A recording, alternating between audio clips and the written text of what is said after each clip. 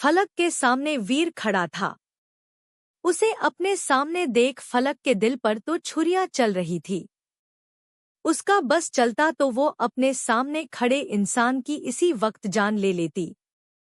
What happened जान? इतना गुस्सा, इतना बोल वीर ने जैसे ही फलक के गीले बालों को चुने के लिए हाथ बढ़ाया, फलक ने उसके हाथ को झटक दिया। डोंट यू डेयर वीर, ये तुम्हारा गांव नहीं है जहां तुम अपना सो कॉल्ड रॉब झाड़ो और लोग मजबूरी में तुम्हारी बातें माने। इसलिए अपने ये गंदे हाथ जो पता नहीं कितनों के खून से रंगे हैं, उन्हें मुझसे दूर ही रखना, फलक ने दांत पीसते हुए कहा। लेकिन वीर भी ठहरा ढींढ, उसे कहाँ नॉर्मल बातें पल्ले पड़ती थी। उसने भी जाती हुई फलक को बाजुओं से पकड़कर दीवार से लगा दिया। इस वक्त उसका चेहरा फलक के बेहद करीब था। वीर अपनी काली गहरी आंखों से फलक की रेड गो आइज में देख रहा था, जहां उसे उसके लिए सिवाय चिन और नफरत के कुछ नजर नहीं आ रहा था। जान, जितना उड़ना है उड़ लो, लेकिन याद रखो तुम्हारे ये खूबसूरत पर मैं ही काटूंगा, और सिर्फ काटूंगा ही नहीं बल्कि तुम्हारे इस पर के साथ तुम्हारे गुरूर को भी आग में ना जला दिया तो मेरा नाम भी वीर चौधरी नहीं, वीर ने एविल स्मर्क करते हुए कहा। तभी अचानक वीर की नज़र फलक के कॉलर बोन पे बने लव बाइट पे चली गई, जिसे देख उसकी नजरें फलक पर सर्द हो गई। ओह, तो मुझसे भागकर यहाँ किसी और की रातें रंगीन कर रही हो जान। Not bad. लगता है शायद तुम अपनी इसी जरूरत को पूरा करने के लिए हमारी शादी से भागी थी। वैसे फॉर योर काइंड इन्फॉर्मेशन मेरा स्टेटिमा बहुत अच्छा है, तुम कहो तो आज रात तुम्हें बिफोर वेडिंग एक ट्रायल दे देता हूँ and will definitely satisfy you, Veer ने तंज भरे लहजे में कहा। वहीं वीर की इतनी घटिया बातें सुन फलक का खून खौल रहा था। तभी उसकी भी नज़र वीर के गले में बने बाइट मार्क पर गई, जिसे देख उसके चेहरे पर तिरछी स्माइल आ गई। एमा, वीर चौधरी जिसके खुद के घर शीशे के होते हैं वो दूसरों के घर पर पत्थर नहीं चलाते, फलक ने वीर के लव बाइट की ओर इशारा करते हुए कहा और अपनी बात आगे बढ़ाते हुए बोली, एंड जहाँ तक बात है तुम्हारे सेटिस्फाई करने की, तो मैंने जिसके साथ लास्ट नाइट स्पेंड की है उसके स्टैमिना के सामने तुम बिल्कुल बच्चे हो, और इस बात को कंफर्म करने के लिए मुझे किसी ट्रायल की जरूरत नहीं। वैसे भी उस शख्स की bed performance is just like awesome. फलक ने जानबूझ के आग में घी डालने का काम किया। फलक की बात सुन तो वीर के तन बदन में आग लग। उसके हाथों की पकड़ फलक के बाजुओं में कस गई। वो जैसे ही फलक की ओर झुकने को हुआ, फलक ने एक जोरदार किक उसके प्राइवेट पार्ट में मार दी, जिस वजह से वीर दर्द से करा उठा। आहे, तुम्हारी हिम्मत कैसी कैसे हुई मेरे साथ ये सब करने की? ये सब करने के लिए हिम्मत की जरूरत नहीं होती, बस तुम्हारी घाटियां हरकतें ही काफी है तुम्हें ये रिप्लाई देने के लिए। आई होप अब तुम अपनी ये घाटियां शक्ल मुझे दोबारा नहीं दिखाओगे, फलक ने दांत पीसते हुए कहा और वहां से चली गई। वहीं वीर लाल आंखों से फलक को जाते हुए देख रहा था, तभी उसे किसी ने पीछे से बैक हग कर लिया। ओह डार्लिंग, तुम कहाँ चले गए थे? मुझे कमरे में अकेला छोड़कर, उस लड़की ने वीर के कंधे पर सिर टिकाते हुए कहा। तो वीर ने गुस्से से उसे खुद से दूर कर दिया। उसके ऐसा करते ही वो लड़की थोड़ा लड़खड़ा कर वीर से 2 कदम दूर हो गई। चीर ने गुस्से भरी नजर उस लड़की पे डाली और अपने एक एक लफ्जों को चबाते हुए बोला, तुम्हारा नाम क्या है? ओह हाँ miss Mohini, for your kind information मैं तुम्हें बता देता हूँ, लास्ट नाइट जो कुछ भी हमारे साथ हुआ that was just a one night stand, so forget it and get away from here, Veer ने बिना किसी हेसिटेशन के कहा और वहां से चला गया। वहीं मोहिनी तो आंखें फाड़े उस ओर ही देख रही थी जहां वीर गया था। वैसे भी मुझे कौन सा उससे टू लव हो गया था, मैं तो बस उसकी पर्सनालिटी से इम्प्रेस्ड हो गई थी, लेकिन जितना ये हैंडसम था उतना ही बैटमिज निकला। पर मुझे क्या, मोहिनी ने अपने बालों को झटकते हुए कहा और वो भी वहां से चली गई। वहीं दूसरी ओर ध्वनि आज भी करण के साथ कॉलेज जा रही थी।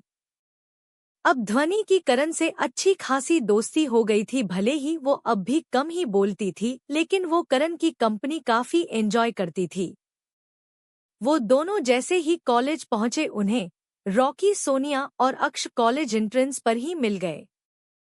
वो पांचों अभी कॉलेज कैंपस में मौजूद थे, तभी ध्वनि को सामने बेंच पर आदर्श, नैन्सी, रोनित और उनकी पूरी गैंग बैठी दिखाई दी, जिन्हें देख ध्वनि को उनका परेशान करना याद आ गया। अनजाने में ही सही, लेकिन उसने करण की बाजुओं को पकड़ लिया। उसके ऐसा करते ही करण ने उसे हैरानी से देखा और जैसे ही उसने उसकी नजरों का पीछा किया, उसे कुछ कुछ माजरा समझ में आ गया। करण ध्वनि और अपने दोस्तों के साथ एक खाली क्लासरूम में आ गया और खुद बेंच पर बैठ उसने ध्वनि को अपने सामने खड़े किया और उसकी आंखों में देखते हुए बोला, क्या बात है ध्वनि? क्या कुछ ऐसी बात है जो तुम मुझसे बताने से हेसिटेट हो रही हो? करण की बात सुन ध्वनि ने उसे अपनी कत्थई आंखों से देखा, फिर ना में अपना सिर हिला दिया। करण को समझ आ गया था कि ध्वनि उसे कुछ नहीं बताने वाली, इसलिए उसने उसे ज्यादा फोर्स नहीं किया। ध्वनि, तुम्हें मेरे होते हुए किसी से भी डरने की जरूरत नहीं है, स्पेशली इस यूनिवर्सिटी में। फिर भी अगर किसी ने तुम्हें जरा सा भी परेशान किया तो तुम सीधा आकर मुझे बताओगी, प्रॉमिस करो। करण ने अपना हाथ आगे बढ़ाते हुए कहा। ध्वनि ने एक नजर करण को देखा और एक नजर उसके बढ़ाए हुए हाथ को। ध्वनि ने अपना हाथ करण के हाथ पर रख दिया। उसके ऐसा करते ही करण मुस्कुरा दिया तो उसे देख ध्वनि के चेहरे पर भी हल्की स्माइल आ गई। तभी पीछे से आती हुई सोनिया ने उनके हाथ पर हाथ रख दिया और मुस्कुराते हुए बोली, मैं भी प्रॉमिस करती हूँ कि मैं ध्वनि की हर कदम पर उसका साथ दूंगी। मैं भी प्रॉमिस करता हूँ कि मैं ध्वनि की स्टडी से रिलेटेड हर प्रॉब्लम को शॉर्ट आउट करूंगा। अक्ष ने उन तीनों के हाथ पर हाथ रखते हुए कहा। भी पीछे से आते हुए रॉकी ने उन सबसे चिल्लाते हुए कहा, तो मैं क्यों पीछे रहूं? मैं भी प्रॉमिस करता हूँ कि अगर किसी ने ध्वनि को परेशान किया तो मैं उसकी अपने इस 2.5 किलो के हाथ से खूब धुलाई करूंगा। रॉकी ने उन चारों के हाथों को लगभग झकझोरते हुए कहा। सोनिया ने ध्वनि को गले लगा लिया तो रॉकी ने भी उन दोनों को गले लगा लिया, जिसे देख अक्ष और करण ने एक दूसरे को देखा, फिर उन्होंने भी उन तीनों को ज्वाइन कर लिया। इस वक्त ध्वनि बहुत खुश थी। आखिर उसे इतने दिनों बाद इतने अच्छे दोस्तों का जो साथ मिला था। इसी के साथ उसे नील की याद आ गई। ध्वनि ने इतने दिनों में अगर अपने पेरेंट्स के बाद किसी को सबसे ज्यादा याद मिस किया तो वो नील ही था। वहीं दूसरी ओर फलक होटल से सीधे अपने कंपनी ही पहुंच गई थी, क्योंकि अगर वो मेंशन जाती तो उसे ऑफिस आने में देरी हो जाती। उसने सुधा जी को कॉल करके सब बता दिया था। फलक का मूड वेदांत की वजह से जो खराब था वो बीर की वजह से पूरा खराब हो गया। उसने दिन भर ऑफिस में खुद को इतना ज्यादा बिजी रखा कि उसे कोई भी बुरे थॉट्स बिल्कुल हद ना आए। इसी तरह शाम हो गई और ऑफिस आवर खत्म होने का टाइम भी हो गया। तभी फलक का मोबाइल रिंग हुआ। उसने कॉलर आईडी देखी तो उसकी आईब्रोज आपस में सिकुड़ गई। उसके मोबाइल पे डेविल हब्बी नाम शो हो रहा था। अब इस बाघड़ बिल्ले कुछवे को क्या हुआ जो मुझे कॉल कर रहा है? फलक ने मन ही मन पहले वेदांत को 10-20 गालियां दी, फिर मन मार कर वेदांत का कॉल उठा लिया। भौंकिए, बोलिए, फलक ने अपने दांतों को किटकिटाते हुए कहा। बारबी, आई थिंक तुम्हारी नाजुक जुबान कुछ ज्यादा ही नहीं फिसल रही? तुम कहो तो काट दो और मुझे घूंगी बना दो। मेंटली हैंडीकैप तो पहले ही बना दिया है आपने, अब फिजिकली भी बना दो। फलक ने धीमी आवाज में दांत पीसते हुए कहा। Do you really think Barbie कि तुम्हें डम बनाने से मुझे मजा आएगा? नो बारबी, तुम्हें इतना छोटा दर्द देकर मुझे बिल्कुल अच्छा नहीं लगेगा। I want more tears from you, Vedant ने गहरी आवाज में कहा, जिसे सुन फलक दंग रह गई। वो जानती थी वेदांत ऐसा सिर्फ बोल ही नहीं कर भी सकता है, इसलिए उसने बहस ना करना ही बेहतर समझा। इससे पहले कि वो वेदांत से उसके कॉल करने का रीजन पूछती, वेदांत ने सामने से कहा, अगले 20 मिनट में मुझे तुम मेरे सामने चाहिए। अदरवाइज तुम मेरी बात ना मानने की कॉन्सिक्वेंस बेटर समझती हो। So do as I said am I clear Barbie. Vedant ने इतने डोमिनेटिंग तरीके से कहा कि फलक के मुंह से अनायास ही हाँ निकल गया। Good my too pretty Barbie, Vedant ने कहा और कॉल कट कर दिया। वेदांत के कॉल रखते ही फलक ने अपने सीने पर हाथ रख लिया। उफ, ये कितना डोमिनेटिंग है, लेकिन इस कंची आंखों वाले बागड़ बिल्ले चमगादड़ ने मुझे अपने क्यों बुलाया।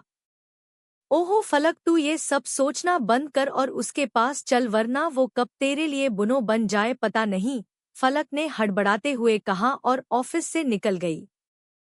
फलक को इतना तो आइडिया था कि हो न हो उसका डेविल पति ऑफिस में ही होगा, इसलिए उसने मोबाइल में गूगल मैप ऑन कर सिंघानिया इंडस्ट्रीज की लोकेशन डाल वहां से चली गई। वहीं दूसरी ओर सिंघानिया इंडस्ट्रीज में वेदांत के सामने राज एक फाइल रीड करते हुए खड़ा था, तो वहीं वेदांत चेयर पर लीन होकर पेपर वेट घुमा रहा था। सर, हमारे साथ बहुत बड़ा धोखा हुआ है, और सिर्फ हमारे साथ ही नहीं, आई थिंक पूरी मल्होत्रा फैमिली के साथ चीट किया गया है। राज की बात सुन वेदांत के चेहरे पे मिस्टीरियस स्माइल आ गई। धोखा धोखा धोखा, आई हेट इट। पता करो वो लोग कहाँ है अभी, और मैंने जो कहा था वो काम हुआ। वेदांत की बात सुन राज ने अपने पैंट के पॉकेट से एक ट्रांसपेरेंट सैंपल बॉक्स निकाला, जिसे देख वेदांत की मिस्टीरियस स्माइल गहरी हो गई। तभी उनके कैबिन का डोर नॉक हुआ। जब वेदांत ने कम इन कहा तो एक लड़का अंदर आया। ये वेदांत का मैनेजर कवि था। कवि ने वेदांत और राज को पोलाइटली ग्रीट किया और आगे बोला, सर, कोई मिस फलक शर्मा आई है, वो आपसे मिलना चाहती है, कह रही है कि वो आपकी खास है। कवि ने नजरें नीची कर कहा। उसे अंदर भेजो, वेदांत ने कहा। जी सर। कवि इतना बोल वहां से चला गया। राज भी वहां से चला गया क्योंकि उसे वेदांत के बहुत से काम जो करने थे। फलक ने वेदांत के कैबिन का डोर नॉक किया। अंदर से एक भारी आवाज आई, कम इन बारबी। इस आवाज को सुन फलक ने दांत भींच लिए। फलक जैसे ही कैबिन के अंदर आई, वो उस कैबिन को देखते रह गई। आखिर वेदांत का केबिन था ही इतना शानदार, लेकिन उसने इस बात को अपने चेहरे पर शो नहीं होने दिया। फलक चुपचाप बिल्कुल रोबोट की तरह वेदांत की टेबल के सामने आकर खड़ी हो गई। एमआर सिंघानिया, आपने मुझे क्यों बुलाया? फलक ने वेदांत की नीली आंखों को तरेड़ते हुए कहा।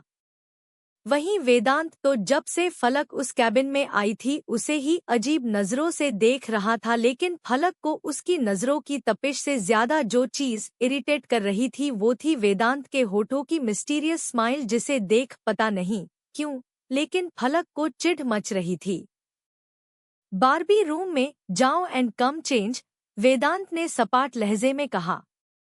व्हाट? अब ये कौन सा नया चोचला है आपका? कहीं आपका दिमाग सटक वटक तो नहीं गया है?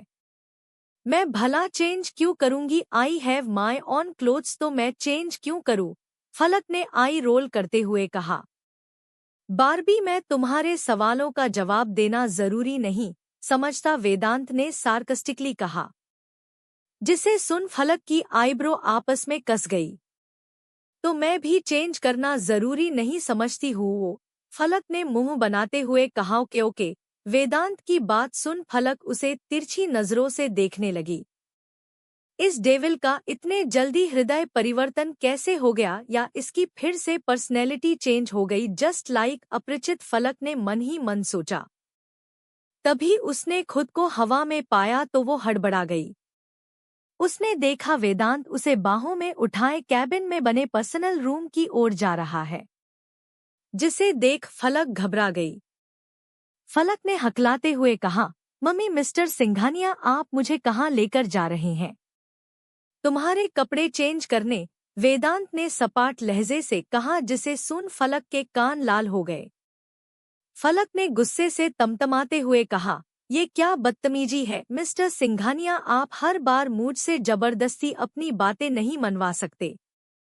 अगर तुम मेरी बातें बिना किसी ऑब्जेक्शन के मान लेती तो मुझे जबरदस्ती नहीं करनी पड़ती। वेदांत ने एविल स्माइल करते हुए कहा, जिसे देख फलक ने गुस्से से अपनी आंखें बंद कर ली। मैं चेंज कर रही हूँ, आप पहले मुझे नीचे उतारिए, फलक ने अपने गुस्से को काबू करते हुए कहा। आर यू श्योर बार्बी कि तुम्हें मेरी हेल्प नहीं चाहिए? वेदांत ने एक आईब्रो इरेज करते हुए कहा तो फलक ने गुस्से से लाल चेहरा वेदांत की ओर करना मैं अपना सिर हिला दिया, जिसे देख वेदांत ने फलक को नीचे उतार दिया और खुद उस कमरे से बाहर निकल गया। फलक ने जब उस प्राइवेट रूम के बेड पर रखे कपड़े के पैकेट को खोलकर देखा तो हैरान रह गई। ये क्यों पहनूं मैं? लेकिन पहनना तो पड़ेगा फलक, वरना ये शैतान कब शक्ति कपूर बनकर तेरे कपड़े चेंज कर दे पता नहीं, फलक ने मुंह बनाते हुए कहा और कपड़े लेकर बाथरूम के अंदर चली गई। वहीं दूसरी ओर सिंघानिया मेंशन में ध्वनि अपने यूनिवर्सिटी के नोट्स बना रही थी। अभी डिनर में टाइम था, इसलिए वो स्टडी करने बैठ गई। तभी ध्वनि को प्यास लगी तो उसने देखा उसके पानी का जग खाली था, जिसे देख उसका मुंह लटक गया। ध्वनि उस जग को लेकर कमरे से बाहर निकल गई। जैसे ही वो कॉरिडोर से गुजर रही थी, अचानक उसे जमीन पे कुछ रेंगता हुआ सा नजर आया। ध्वनि ने जब गौर से उस ओर देखा तो उसकी आंखें डर से फैल गई और उसके हाथ में पकड़ा जग वहीं गिर गया। आह सा सांप, ध्वनि ने चीखते हुए कहा। ध्वनि चीखते हुए वहां से भागने लगी।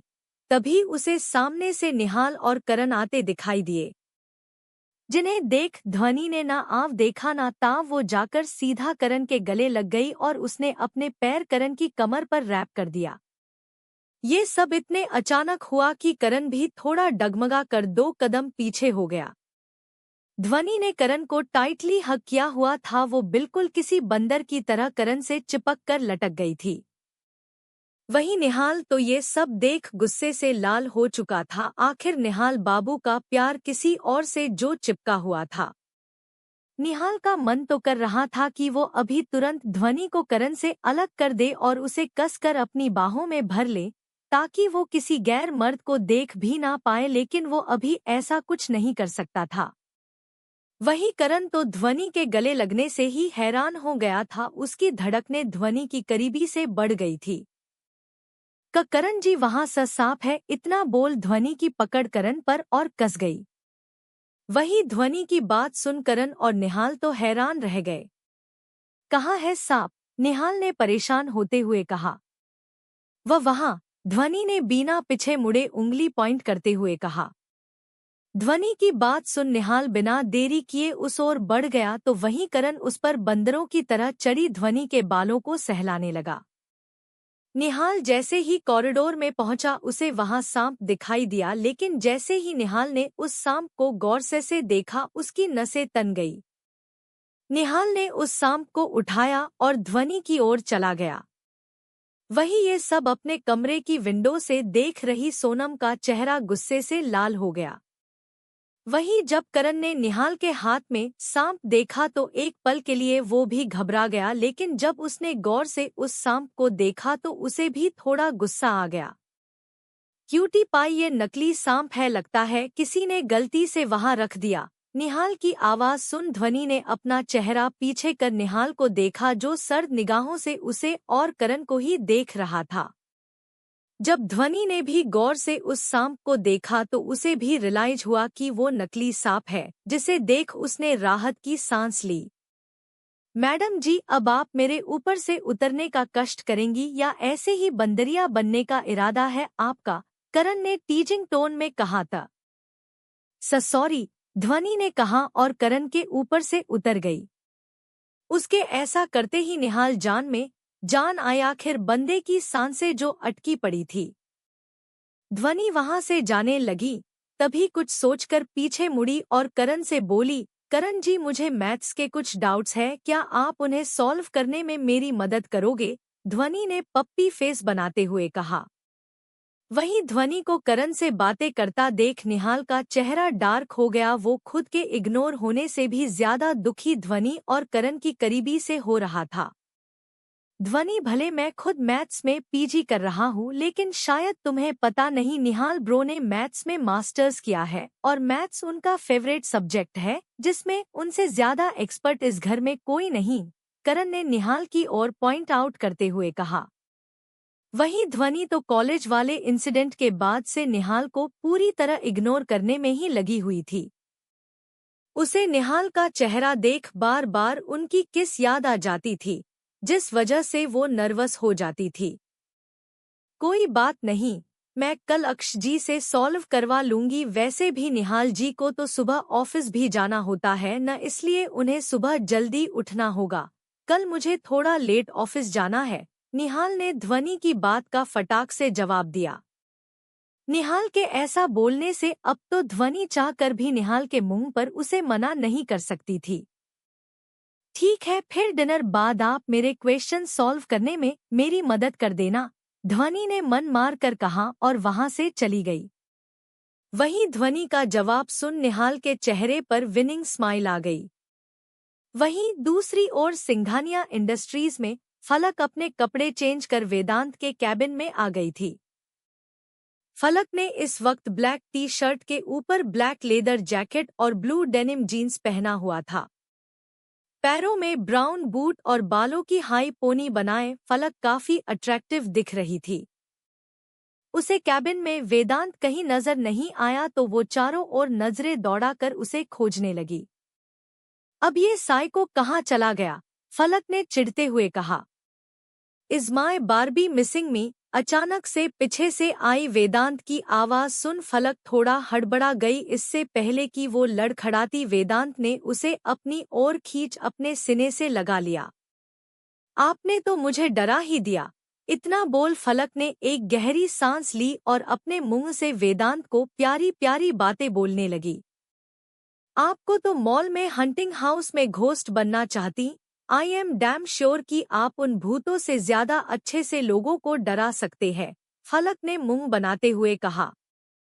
क्या तुम मुझे सजेशन दे रही हो बारबी, वेदांत ने फलक के चेहरे के एकदम करीब अपना चेहरा लाते हुए कहा, जिसे देख फलक का चेहरा हल्का गुलाबी हो गया। चलिए कहाँ जाना है, फलक ने टॉपिक चेंज करते हुए कहा। वेदांत ने भी फलक को अपनी ग्रिप से आजाद कर दिया और उसका हाथ थामे कैबिन से बाहर निकल गया। अब जाकर फलक ने ध्यान से वेदांत को देखा, जिसे देख वो थोड़ा सरप्राइज्ड हो गई। आज पहली बार फलक ने वेदांत को इतने कैजुअल लुक में देखा था। वेदांत ने white T shirt with black leather jacket और ब्लॉक जीन्स पहना हुआ था। वैसे मानना पड़ेगा ये साइको है, बड़ा हैंडसम, फलक ने मन ही मन वेदांत की तारीफ करते हुए कहा।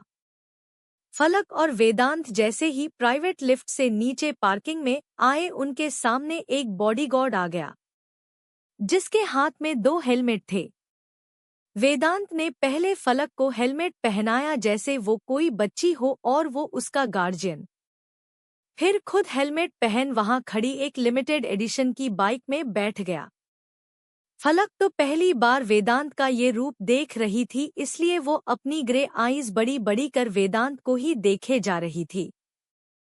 तभी उसे वेदांत ने अपने पीछे बैठने का इशारा किया तो वो भी बिना सवाल जवाब किए वेदांत के पीछे बैठ गई। इसी के साथ वेदांत फुल स्पीड में बाइक चलाता हुआ वहां से रॉकेट की स्पीड से निकल गया। फलक ने भी डर के मारे वेदांत को कसकर पकड़ा हुआ था। वहीं फलक को ऐसा रिएक्ट करता देख वेदांत के चेहरे पर मिस्टीरियस स्माइल आ गई। थोड़ी देर बाद उनकी बाइक एक अजीब सी जगह पे आकर रुकी।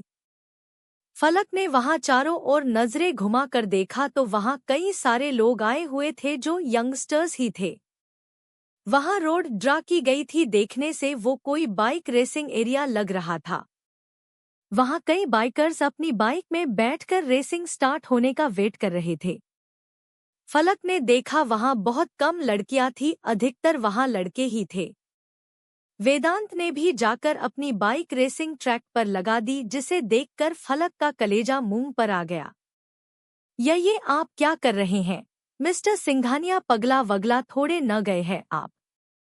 आपको करनी है रेसिंग तो आप करो, लेकिन पहले मुझे नीचे उतार दो। मुझे इतनी जल्दी अपना टिकट नहीं कटवाना, फलक ने हड़बड़ाते हुए कहा। वही फलक की बात सुनकर वेदांत की आंखें छोटी हो गई, लेकिन उसने फलक को कुछ भी एक्सप्लेन करना जरूरी नहीं समझा। तभी वहां एक लड़के ने हवा में फायरिंग की और इसी के साथ सबने अपनी बाइक्स रेसिंग ट्रैक पर दौड़ा दी। आ फलक जोर से चिल्लाई, लेकिन इतनी बाइक्स के शोर के बीच उसकी आवाज किसी को सुनाई नहीं दी। और जिसे सुनाई दी उनके पति परमेश्वर को, तो उसने भी उसकी आवाज को पूरी तरह इग्नोर किया। फलक ने अपने दोनों हाथों को वेदांत के पेट के चारों ओर बांधा हुआ था और उसकी आंखें बंद थी। अचानक वेदांत को कुछ सुनाई दिया तो वो हल्का मुस्कुरा दिया, कॉस वो ऊपर वाले को याद जो कर रही थी। हे ऊपर वाले, मुझे बचा लो। पता नहीं किस मनहूस घड़ी में मेरी शादी इस यमराज से हुई। जब से इससे शादी हुई है लाइफ झंड हो रखी है मेरी। हे ऊपर वाले, अभी मेरी उम्र ही क्या है कि मैं आपसे मीटअप करूं। प्लीज मुझे आप बचा लीजिए। फलक आंखें बंद कर ये सब बड़बड़ाए जा रही थी। थोड़ी देर बाद फलक की बाइक अचानक ब्रेक लगने से रुकी तो फलक झटके से वेदांत से और चिपक गई। जब उसे बहुत सारे लड़के लड़कियों की हूटिंग की आवाज आई तो उसने आंखें खोल अपने आसपास देखा तो सब उन्हें ही देखकर हूटिंग कर रहे थे। Barbie we won the race, Vedant ने तिरछा मुस्कुराते हुए। हास बच गई मैं, फलक ने अपने सीने पर हाथ रखते हुए कहा और बाइक से उतरकर रोड साइड जमीन पर बैठ गई। यही वेदांत उसे आंखों में अजीब इमोशंस लिए देख रहा था। फ्लैशबैक। एक छोटी सी करीब 3 साल की बच्ची आंखों में चमक लिए अपने भाई को वीडियो गेम खेलते हुए देख रही थी। भाइयों, मुझे ऐसी गाली में बैठना है, उस लड़की ने अपनी तोतली जबान में कहा। सानू, तुम बहुत छोटी हो तो तुम इस टाइप की बाइक में अभी नहीं बैठ सकती। चाहो तो तुम ये वीडियो गेम हमारे साथ खेल सकती हो। क्यों, मैंने सही कहा ना? वेद और निहाल, उस लड़के ने अपने साथ गेम खेल रहे अपने दोस्तों की ओर देखते हुए कहा तो उन दोनों ने हाँ मैं अपना सिर हिला दिया। सानू ने अपने भाइयों की बात सुनकर सेठ सा फेस बना लिया और वो वहां से चली गई, लेकिन छोड़ गई वेद के आंखों में एक जुनून। असल में वेद को वीडियो गेम खेलना बच्चों का खेल लगता था। भले वो खुद ही एक बच्चा था, लेकिन वो यहाँ गेम खेलने के बहाने सानू को देखने आता था। अगले दिन सानू अपने बंगले के बाहर गार्डन में बैठी अपने पप्पी के साथ खेल रही थी। तभी उसके चेहरे पर किसी चीज की रोशनी आकर पड़ी तो सानू ने अपने छोटे छोटे हाथों से अपने छोटे से चेहरे को कवर कर लिया। Open your grey eyes Barbie, किसी की गहरी आवाज सुनकर सानू ने अपने चेहरे से अपने छोटे छोटे क्यूट से हाथों को हटाया और अपनी मासूम निगाहों से टुकुर टुकुर सामने खड़े वेद को देखने लगी, जो चेहरे पर अजीब सी मुस्कुराहट बिखेरे उसे ही देख रहा था। वेद को देख सानू को डर लगने लगा, क्योंकि उसे वेद की नीली आंखों से हमेशा से डर लगता था। सानू वेद को देख वहां से अपने छोटे छोटे कदम लिए भागने लगी। उसे भागते देख वेद के चेहरे पर तिरछी स्माइल आ गई। स्टॉप बार्बी, वेद ने सर्द आवाज में कहा तो सानू के पैर अपने आप अपनी जगह पर रुक गए। टर्न बार्बी, वेद ने अपनी डोमिनेटिंग वॉइस में कहा तो सानू बिना देरी किए वेद की ओर मुड़ गई। कम हेयर, वेद ने ऑर्डरिंग टोन में कहा तो सानू बिना कुछ रिएक्ट किए उसकी ओर बढ़ गई। वेद इस वक्त अपनी लिमिटेड एडिशन की स्पोर्ट बाइक में बैठा हुआ था, जो उसने कल ही खरीद ली थी। वेद की हाइट अपने उम्र के बच्चों से थोड़ी ज्यादा थी, इसलिए वो बाइक आराम से चला सकता था। वेद ने सानू की अपनी बाइक पर अपने पीछे बैठा लिया। उसके ऐसा करते ही सानू घबरा कर इधर उधर अपनी नजरें दौड़ाने लगी, जैसे कोई आकर उसी वेद से बचा ले, लेकिन मासूम सी सानू की निगाहें सुनी ही रह। 194 बार्बी, अगर तुम्हारी ग्रिप मुझ पर सूझ हुई थी, पनिश यू बैडली, वैद ने एविल स्मर्क करते हुए कहा। वहीं वैद की बात सुन सानू की जान हलक में अटक गई और उसकी पकड़ वेद की टी शर्ट पे कस गई। जब वैद ने बाइक चलानी स्टार्ट की थी, सानू की चीख निकल गई। भगवान बताली अपनी छानू को, मम्मी पापा कोई तो बताली मुए, सानू ने रीते हुए कहा। यही सानू की बात सुनकर वेद के चेहरे पर हल्की स्माइल आ गई। Flashback and. वेदांत अभी भी फलक को ही आंखों में जुनून लिए देखे जा रहा था, जिससे अनजान फलक मन ही मन उसे ही हजारों गालियां दे रही थी। वहीं दूसरी ओर सिंघानिया मेंशन में सब डिनर कर अपने अपने कमरे में जा चुके थे। निहाल ने ध्वनि के रूम का डोर नॉक किया। ध्वनि ने भी मन मार कर दरवाजा खोल दिया। निहाल ने ध्वनि को देखा तो वो कुछ पल तक उसे देखता ही रह गया। ध्वनि के एक हाथ में टॉवल था जिससे वो अपने गीले बालों को पोंछ रही थी, तो वही उसके गीले बाल उसके चेहरे और गर्दन पर चिपके हुए थे। शायद ध्वनि ने थोड़ी देर पहले ही हॉट शॉवर लिया था, जिस वजह से उसकी स्किन अभी हल्की गुलाबी दिख रही थी। निहाल तो आंखों में बेशुमार इमोशंस लिए उसे ही देख रहा था। वहीं ध्वनि के दिमाग से तो निहाल के उसको स्टडी में हेल्प करने वाली बात पूरी तरह से निकल गई थी। इसलिए वो निहाल को अपने रूम के बाहर ऐसे देख थोड़ी हैरान हो गई। आप अंदर आइए न, ध्वनि ने सिचुएशंस को संभालते हुए कहा। ध्वनि की आवाज सुनकर निहाल अपने सेंस में वापस आया। ध्वनि ने निहाल को काउच पे बैठने का इशारा किया और खुद उससे प्रॉपर डिस्टेंस मेंटेन कर बैठ गई, जिसे देख निहाल का चेहरा डार्क हो गया। लेकिन निहाल ने अपने इमोशंस पे काबू किया और ध्वनि के मैथ्स के प्रॉब्लम सॉल्व करने लगा। ध्वनि भी पूरे ध्यान से निहाल के बताए सॉल्यूशंस को समझ रही थी। वो लोग थोड़ी देर तक इसी तरह प्रॉब्लम को सॉल्व करते रहे। तभी निहाल को अपने दोस्त समर का कॉल आया, तो वो अपना मोबाइल लिए ध्वनि की बालकनी में चला गया। थोड़ी देर बाद जब निहाल वापस कमरे में आया तो सामने का नजारा देख उसके चेहरे पर हल्की स्माइल आ गई। सामने ध्वनि सोफे पर ही पढ़ते पढ़ते सो गई थी। उसने अभी भी हाथ में पेन पकड़ा हुआ था और उसका सिर हेडरेस्ट से टिका हुआ था।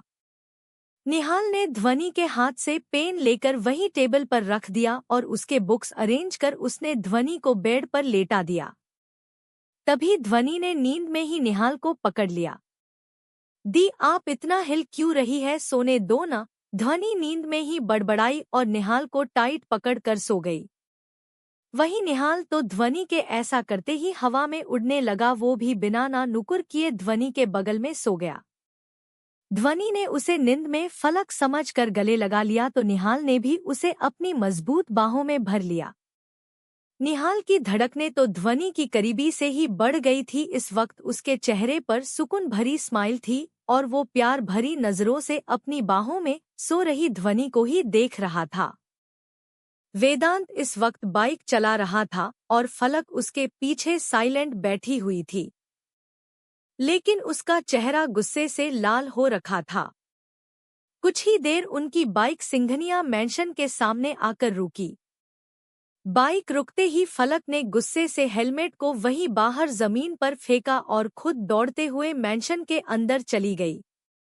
वेदांत को फलक की इस हरकत पे बहुत गुस्सा आया और वो भी उसके पीछे मेंशन के अंदर चला गया। वेदांत ने बेडरूम में देखा तो फलक उसे वहां दिखाई नहीं दी। तभी बाथरूम का डोर खुला और फलक अपने बाल पोंछते हुए बाहर आई। उसने वेदांत को पूरी तरह इग्नोर किया और बेड पर जाकर लेट गई। वेदांत ने उसे एक नज़र देखा और बाथरूम की ओर चला गया। थोड़ी देर बाद वेदांत भी शॉवर लेकर बाहर आया। उसने इस वक्त अपने बदन पर सिर्फ एक ब्लैक लोवर पहना हुआ था। उसकी अपर बॉडी नेवर थी, जिस वजह से उसके ब्रॉड चेस्ट और उसके सिक्स पैक एब्स साफ नजर आ रहे थे, जिसमें पानी की बूंदें ठहरी हुई थी, जिस वजह से वेदांत बेहद अट्रैक्टिव दिख रहा था। लेकिन मजाल है फलक ने उसे एक नज़र भी देखा हो। वेदांत जाकर फलक के दूसरे साइड लेट गया और उसने फलक की कमर में हाथ डाल उसे अपनी ओर खींच लिया।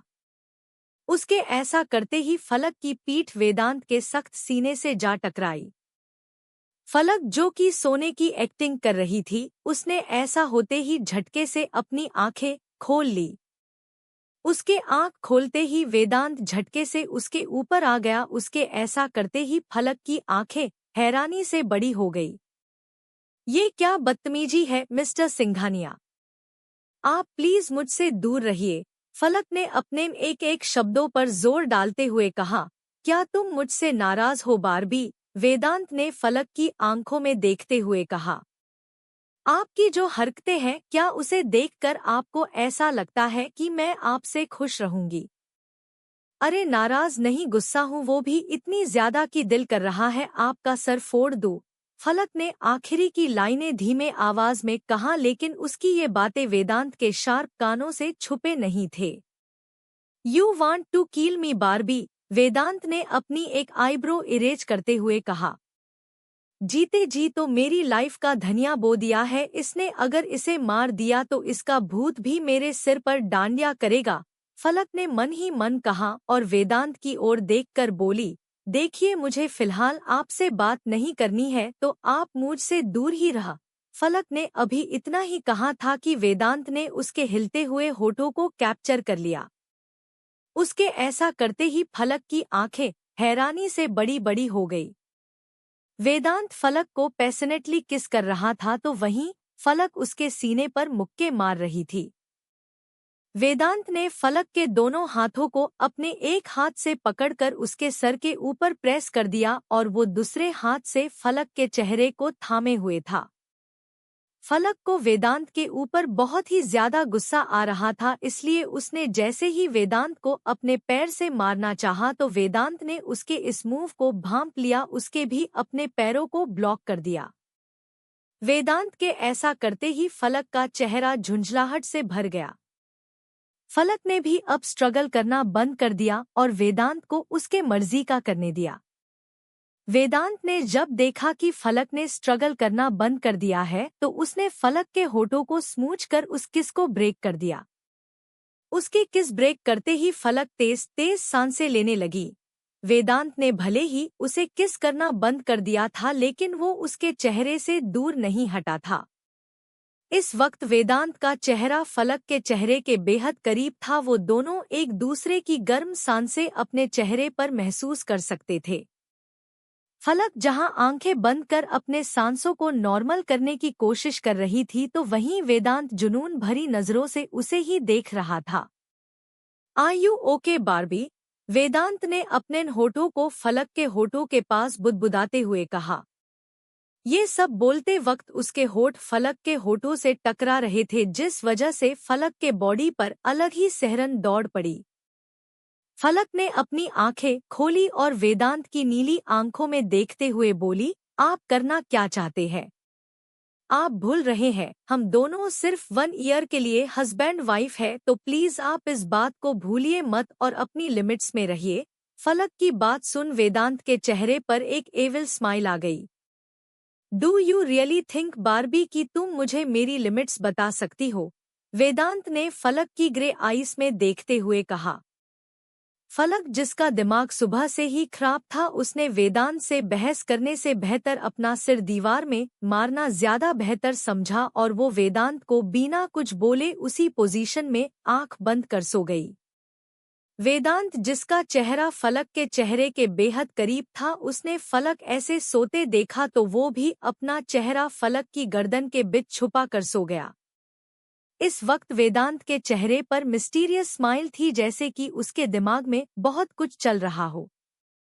अगली सुबह ध्वनि नींद से जागी तो उसे खुद के शरीर में थोड़ी अकड़न सी महसूस हुई, जैसे रात को किसी ने उसके हाथ पैर बांध दिए हो। चल ध्वनि, तैयार हो जा, आज कॉलेज में टेस्ट जो है तेरा, ध्वनि ने खुद से बात करते हुए कहा और बाथरूम के अंदर घुस गई। उसके बाथरूम के अंदर घुसने के थोड़ी देर बाद निहाल ध्वनि के बेडरूम में बालकनी से इंटर हुआ।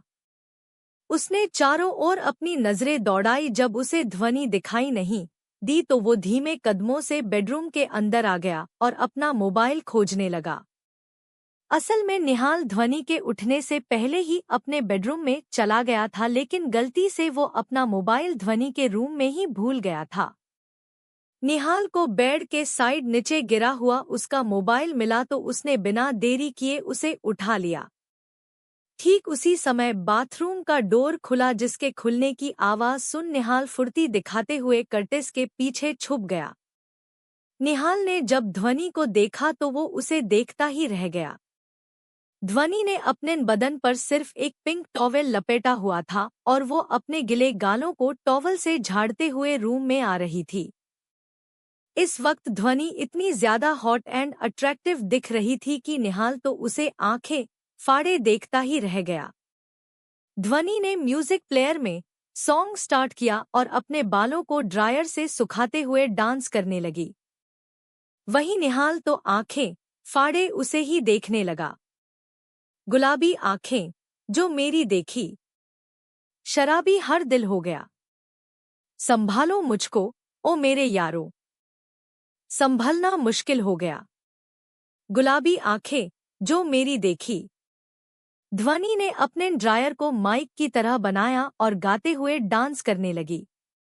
निहाल उसे यूं डांस करता देख स्माइल करने लगा। उसका मन तो कर रहा था कि वो ध्वनि को इसी वक्त अपनी बाहों में भर ले और उसे ढेर सारा प्यार करे, लेकिन वो ऐसा अभी चाह कर भी नहीं कर सकता था। दिल में तेरे ख्वाब मेरे, तस्वीरें जैसे ही दीवार पे, मुझ पे फिदा तू क्यों हुआ, आता है गुस्सा मुझे प्यार पे। तू लुट गया मान के दिल का कहा, तू कहीं का ना रहा, हूँ मैं तेरी दिलरुबा। बुरा ये जादू मेरी आंखों का, ये तेरा कातिल हो गया। गुलाबी आंखें जो मेरी देखी। ध्वनि ने अपने ड्रायर को बेड पर फेंका और अपने बदन और लपेटे हुए टॉवल को पकड़े डांस करने लगी। तभी निहाल ने कुछ ऐसा देखा कि उसकी आंखें हैरानी से बड़ी हो गई और उसके कान लाल हो गए। ध्वनि ने झटके से टॉवेल उतार कर फेंक दिया, जिसे देख निहाल की आंखें हैरानी से चौड़ी हो गई। उसने तुरंत अपने आंखों पर अपने हाथ रख लिया। उफ, क्या ये लड़की पागल है? पता नहीं ये ऐसी हरकतें क्यों करती है कि मैं अपना कंट्रोल लूज कर दूं। शी इज डैम हॉट, निहाल खुद से ही बड़बड़ाया। फिर उसने आंखें खोल सामने की ओर देखा तो इस वक्त ध्वनि ने कपड़े पहन लिए थे। ध्वनि ने एक dark green turtle neck sleeveless top और लूज पैंट पहनी हुई थी। हमेशा की तरह बालों को उसने एक हाई पोनीटेल में बांधा हुआ था, जिसमें वो बेहद क्यूट एंड अट्रैक्टिव दिख रही थी। परफेक्ट, ध्वनि ने अपने होठों पर पिंक लिपग्लॉस लगाते हुए कहा। वही कर्टेन्स के पीछे से निहाल ध्वनि की हर एक हरकत को गौर से देख रहा था। उसे इस वक्त ध्वनि किसी 10 साल की लड़की से कम नहीं लग रही थी। तुम्हारी इस खूबसूरती को जी भर के देखने, छूने और महसूस करने का हक सिर्फ मुझे है, क्यूटी पाई। मैं ये कभी बर्दाश्त नहीं कर सकता कि तुम किसी और के करीब भी जाओ। तुम सिर्फ मेरी हो, निहाल सहगल की। और जल्द ही तुम भी इस बात को एक्सेप्ट कर लो तो अच्छा रहेगा, क्योंकि तुम्हें होना तो सिर्फ मेरा ही है, क्यूटी पाई, निहाल ने एविल स्मर्क करते हुए कहा। ध्वनि भी एक बार खुद को आईने में अच्छी तरह चेक कर अपना बैग लेकर कमरे से बाहर चली गई। उसके जाते ही निहाल पदों के पीछे से बाहर आया। तभी उसकी नज़र ध्वनि के उसी पिंक टॉवल पे पड़ी जिसे थोड़ी देर पहले ध्वनि पहन डांस कर रही थी। निहाल ने जब उस टॉवल को सेंट किया तो उसे उसमें से ध्वनि के बदन की खुशबू आ रही थी, जिसे महसूस कर निहाल के चेहरे पर हल्की स्माइल आ गई। फिर निहाल उस टॉवल को अपने साथ ले अपने कमरे में चला गया। वहीं सोनम, जो अपने कमरे में घोड़े बेचकर सो रही थी, तभी उसके कमरे का किसी ने डोर नॉक किया। पहले तो सोनम ने उसे बुरी तरह इग्नोर किया, लेकिन बार बार नॉक से तंग आकर सोनम से जब दरवाजा खोला तो बाहर करण खड़ा था। ब्रो, आप इतने सुबह सुबह क्यों मेरा डोर पिट रहे हो? सोनम ने चिढ़ते हुए कहा। लेकिन करण ने उसकी बातों को पूरी तरह इग्नोर किया और उसके कमरे के अंदर आ गया। उसकी इस हरकत से सोनम हैरान हो गई और वो भी उसके पीछे रूम में आ गई। करण ने बेड पर उस नकली सांप को फेंका और गुस्से से मगर धीमी आवाज में बोला, what the sheet is this Sonam? तुमने ये सब जानबूझकर किया है न? एम आई राइट? करण की गुस्से भरी आवाज सुन सोनम ने सर नीचे झुका लिया। उसके ऐसा करते ही करण को उसका जवाब मिल गया। करण ने गुस्से भरी नजर सोनम पे डाली और चेतावनी भरे लहजे से बोला, तुम अपनी इन घाटियां हरकतों से बाज आ जाओ सोनम, अदरवाइज मैं ये भूल जाऊंगा कि तुम मेरी इकलौती बहन हो। करण ने इतना कहा और रूम से बाहर निकल गया। सोनम तो उसकी इस बात पर दांत पीस कर रह गई। ध्वनि ध्वनि ध्वनि आई हेट यू BTCH, अगर मैंने तुम्हें निहाल को जिंदगी और इस घर से बाहर नहीं निकलवाया तो मेरा नाम भी सोनम सिंघानिया नहीं। सोनम ने आंखों में नफरत लिए कहा। सोनम बचपन से ही निहाल को पसंद करती थी और कब उसकी पसंद उसके प्यार से पागलपन में बदल गया उसे पता ही नहीं चला। वो निहाल को पाने के लिए इतनी ज्यादा डेस्परेट थी कि उसे सही और गलत कुछ भी समझ नहीं आ रहा था। उसका बस एक ही मोटिव था, निहाल को किसी भी हाल में अपना बनाना। ऐसा नहीं था कि वो दिखने में सुंदर नहीं थी। सोनम खुद दिखने में काफी खूबसूरत थी, लेकिन फिर भी निहाल ने कभी उसे उस नजर से देखा ही नहीं। इनफैक्ट उसे ही नहीं, निहाल ने किसी भी लड़की को आज तक उस नजर से नहीं देखा था जैसे वो ध्वनि को देखता था। इसलिए सोनम ध्वनि से इतनी इनसिक्योर फील कर रही थी और अब उसकी इनसिक्योरिटी बढ़ते बढ़ते कब नफरत में बदल गई उसे खुद ही पता नहीं चला। वहीं दूसरी ओर जब फलक की नींद खुली तो इस वक्त वो बेड पर अकेली थी, जिसे देख उसने राहत की सांस ली। शुक्र है सुबह सुबह उस शैतान की शक्ल नहीं देखनी पड़ी। लगता है जिम में है वो। चल फलक, उस डेविल के आने से पहले ही रेडी होकर इस रूम से भाग जा, वरना पता नहीं वो कब शेर की तरह झपट्टा मार कर तेरा शिकार कर ले, पता नहीं। ठरकी छिछोरा कहीं का हो, फलक ने मुंह बनाते हुए कहा और बाथरूम के अंदर घुस गई। इन सब से अनजान की उसकी की गई तारीफें उनके पतिदेव साक्षात अपने मोबाइल में लाइव सुन रहे हैं, जिन्हें सुनकर उनके चेहरे पर एविल स्माइल आ गई। इन सब से बेखबर फलक बाथटब में लेटी हुई नहाते हुए बॉडी वॉश के बबल्स से खेल रही थी। फलक वेदांत के इरादों से बेखबर बाथरूम सिंगर बनी हुई थी, जिसकी आंखों में मेरी ही नमी हो। कोई तो है वो यार, माहिया। करूं मैं इंतजार, माहिया। फलक अपने पैरों को बाथटब के पानी में छपा छप मार रही थी, या ये बोल सकते हैं खेल रही थी। जिसके जीने में मेरी ही कमी हो, रहे जो बेकरार, माहिया। हो मुझ पे निसार, माहिया। फलक अपनी मस्ती में इतना खोई हुई थी कि उसे पता ही नहीं चला कि कब कोई उसके बाथरूम के अंदर आ गया, जिसकी हर बात मुझसे जुड़ी हो, चाहे जो बेशुमार, माहिया। वफा से वफादार, माहिया। आ फलक जोर से चीखी। फलक के सामने इस वक्त शॉर्ट्स में वेदांत खड़ा था, जो चेहरे पर शैतानी मुस्कुराहट लिए उसे ही अपनी इंटेंस नजरों से देख रहा था, जिसे देख फलक का चेहरा गुस्से से तमतमा गया। भले ही फलक की पूरी बॉडी वॉश के बबल्स से ढकी हुई थी, लेकिन उसे ऐसा लग रहा था कि वेदांत उस बबल्स के बावजूद उसके बॉडी को देख सकता है, जिसे सोच उसका चेहरा कश्मीरी सेब की तरह लाल हो गया और सबसे ज्यादा लाल हुई उसकी क्यूट सी नाक। मिस्टर सिंघानिया, ये क्या बदतमीजी है? आप यहाँ क्या कर रहे हैं? क्या अब मैं चैन सुकून से नहा भी नहीं सकती? फलक ने दांत पीसते हुए कहा। मैंने तुम्हें नहाने से कब रोका Barbie? You can take a bath, Vedant ने एक्सप्रेशन लेस फेस के साथ कहा, जैसे उसके लिए ये कोई आम बात हो। अच्छा, मैं अब आपके सामने नहाऊं? सीरियसली? क्या आप अपने कपड़ों के साथ दिमाग भी बाहर छोड़कर आए हैं, जो ऐसे पागलों की तरह बात कर रहे हैं? नंगे पुंगे कहीं के, फलक ने दांत किटकिटाते हुए कहा। वहीं फलक की बातें सुन वेदांत उसे आंखें छोटी कर घूरने लगा। फलक ने वेदांत को शक भरी नजरों से घूरते हुए कहा, वैसे आप अंदर कैसे आए? मुझे याद है मैंने दरवाजा अंदर से लॉक किया था।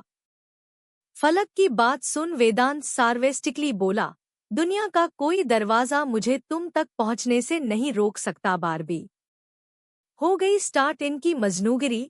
फलक ने मन ही मन कहा, वो सब छोड़िए, आप तुरंत अभी यहाँ से बाहर निकलिए, मैं अब आपकी शिकायत। फलक अभी आगे कुछ बोल पाती कि उसकी जबान उसके मुंह में ही अटक गई, क्योंकि वेदांत उसके बाथटब के अंदर आ गया था।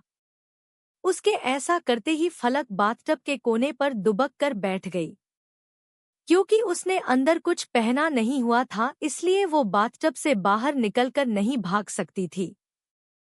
फलक को खुद से दूर भागता देख वेदांत की आंखें सर्द हो गई। असल में वो बाथटब इतना बड़ा था कि फलक के एक कोने में जाने से वेदांत और उसके बीच प्रॉपर डिस्टेंस मेंटेन हो गया था। और ये सब हमारे वेदांत जी को कहाँ गंवारा था। वेदांत ने अपने लंबे हाथ बढ़ाकर फलक को अपने करीब खींच लिया। आहा है, फलक चीखते हुए उसके सीने से जा टकराई। इस वक्त फलक की पूरी बॉडी वेदांत की बॉडी से टच हो रही थी, जिस वजह से वो शर्म से मरी जा रही थी। उसकी नर्वसनेस देखकर वेदांत के चेहरे पर डेविल स्माइल आ गई। वेदांत ने फलक के कान पर अपनी गर्म सांसें छोड़ते हुए धीरे से बुदबुदाते हुए कहा, हु इज योर माहिया बारबी? ये बातें बोलते वक्त वेदांत के होठ फलक के कान पर सेंसुअल तरीके से टच हो रहे थे, जिस वजह से फलक अपनी पूरी बॉडी में गूस बम्स फील कर सकती थी। वेदांत की बातों में फलक डोमिनेंस साफ महसूस कर सकती थी, जिस वजह से उसने सोच समझकर जवाब देना ही बेहतर समझा। वो बस मैं ऐसे ही सॉन्ग गा रही थी, जस्ट लाइक बाथरूम सिंगर। आपने बाथरूम सिंगर के बारे में तो सुना ही होगा, फलक ने अपनी हेजल ग्रे आईज को टिमटिमाते हुए कहा।